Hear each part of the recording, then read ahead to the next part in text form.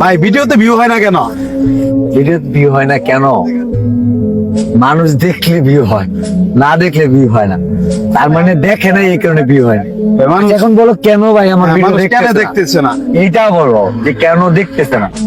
কারণ মানুষের কাছে যাচ্ছে না ভিডিওগুলো। এখন বলো যে মানুষের কাছে কেন যাচ্ছে না। হ্যাঁ ভাই, কেন যাচ্ছে না? ফেসবুকের অ্যালগরিদমটা হচ্ছে এমন ভাবে সাজানো, প্রথমে কিছু মানুষের কাছে নেয়, ধরে নাও 100 মানুষের কাছে নিল, 100 মানুষের মধ্যে তোমার ওই কন্টেন্টটা, সেটা রিল বা লং ভিডিও যাই হোক না কেন, শেষ পর্যন্ত কত মানুষ দেখলো সেটা যে আপ টু দা মার্কে থাকে। ধরো 100 জনের মধ্যে 30 জন মানুষ শেষ পর্যন্ত দেখছে, তবুও একটা রেশিও ভালো।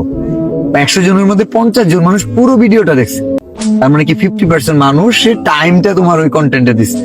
একটা ভ্যালু আছে না? হ্যাঁ, time আবার 100 জনের মধ্যে যে 80 জন মানুষ শেষ পর্যন্ত দেখে, তার মানে ওই কন্টেন্টের ভ্যালুটা আরো বেশি না কম? বেশি।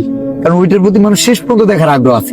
যেই কারণে অনেক সময় আছে বলবো ভাই এগুলা ভিডিও মানুষ দেখে, ভিউ হয়, এত ভিউ হয়, তার মানে কোনো না কোনো কারণে মানুষ এখানে সময় দেয়।